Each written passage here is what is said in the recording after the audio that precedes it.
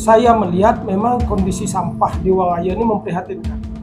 Karena saya survei di Tebel, kemudian tempat-tempat umum, itu sampah plastiknya yang paling dominan lebih banyak. Di wilayah kami, masalah sampah ini perlu menjadi satu pemikiran yang sangat mendasar sekali. Bagaimana mencarikan solusi.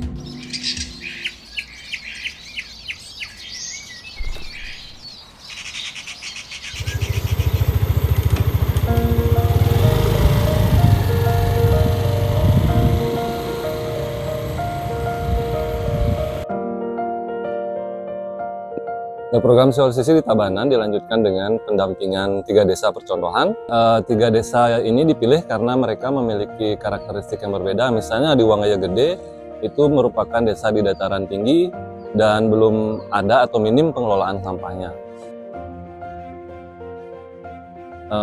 Dengan pemetaan ini kami berharap desa mengetahui potensi yang mereka miliki, kemudian tantangan utama, serta bisa merumuskan program-program peningkatan kapasitas maupun pengadaan fasilitas yang dibutuhkan agar pengelolaan sampah berbasis sumber itu bisa benar-benar terwujud di masing-masing desa.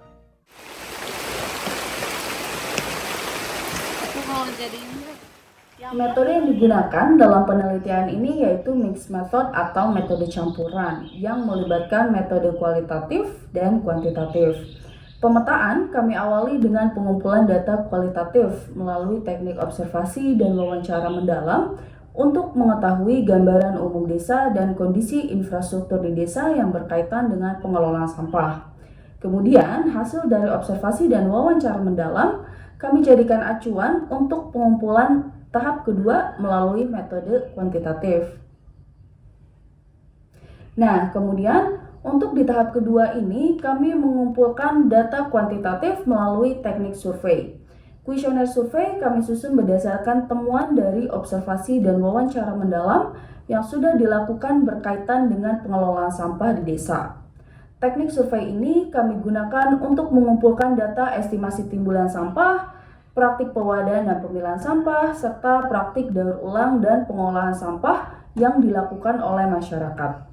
Setelah melalui proses analisis, metode kuantitatif akan membantu menjawab pertanyaan apa dan berapa, sedangkan metode kualitatif akan membantu menjelaskan mengapa dan bagaimana pengelolaan sampah dilakukan di tingkat desa.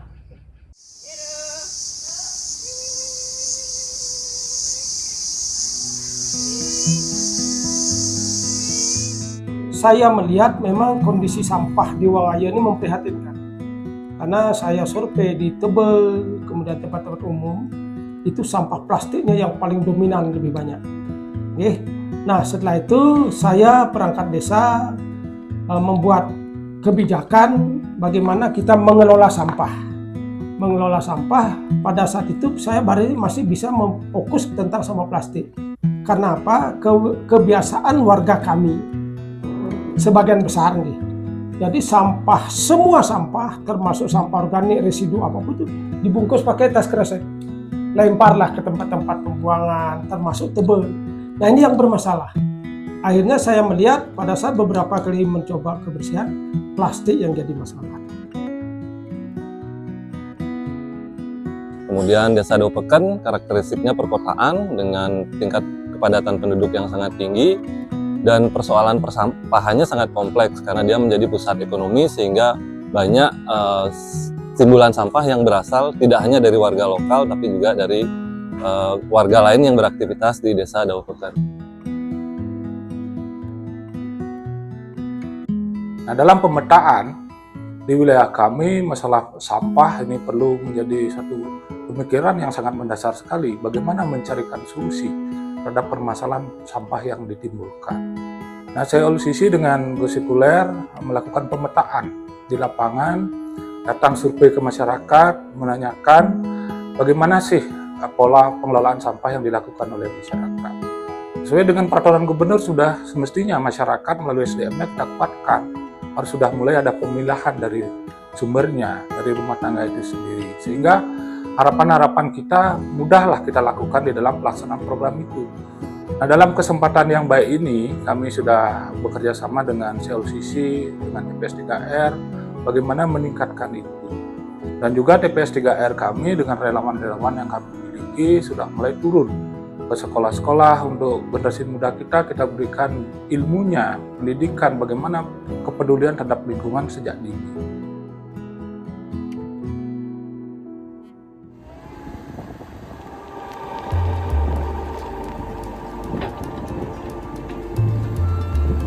Karakteristik yang berbeda tentu tantangan, kemudian nanti solusi ke depannya tentu akan berbeda menyesuaikan dengan kekuatan atau potensi yang desa miliki. Tapi memang PR utamanya adalah bagaimana desa bersepakat, baik pemerintah maupun warganya bersepakat, mau dibagaimanakan atau mau diapakan sampah yang timbul di desa tersebut. Masalah solusi tentu ada banyak pilihan. Nah, itu yang akan kita tentukan atau kita pilih berdasarkan kesepakatan, kemudian berdasarkan kemampuan yang dimiliki oleh desa.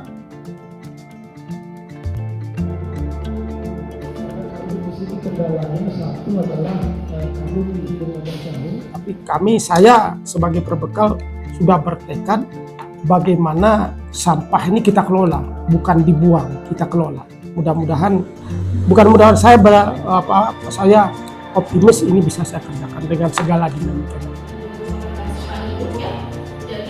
Dengan hasil pemetaan nanti mudah-mudahan kita duduk kembali bersama dengan stakeholder yang ada di desa, di TPS, juga tokoh-tokoh masyarakat kita akan mencarikan solusi. Apa yang harus kita lakukan untuk mempercepat program dan proses pelaksanaan teknis lapangannya sehingga penjelasan akhir dapat kita lakukan dengan bagus. Program pendampingan desa ini berawal dari bagaimana misi diri Tabanan sendiri untuk mengelola sampahnya mulai dari sumber. Jadi sumber timbulan sampah mulai dari rumah tangga, kemudian usaha-usaha domestik di tingkat desa, itu kita coba tingkatkan mulai dengan pemilahan. Nah, untuk tahu bagaimana pemilahan yang dibutuhkan, itu kita perlu tahu timbulan atau komposisi dari timbulan sampah yang ada di masing-masing desa. Berapa jumlah anorganiknya, kemudian material anorganik yang bisa didaur ulang, sampai komposisi residu yang tidak dapat diproses dan harus dibawa ke TPA. Sehingga perhitungan ini diperlukan untuk merancang sistem seperti apa yang sesuai dengan masing-masing desa tersebut untuk meningkatkan pengelolaan sampahnya.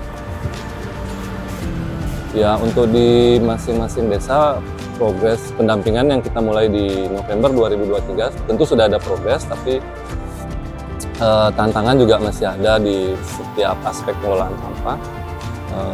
Mulai ada peningkatan pemahaman, kemudian jumlah pelanggan misalnya di TPS 3R yang mengikuti TPS 3R dan melakukan pemilahan itu bertambah setiap bulannya.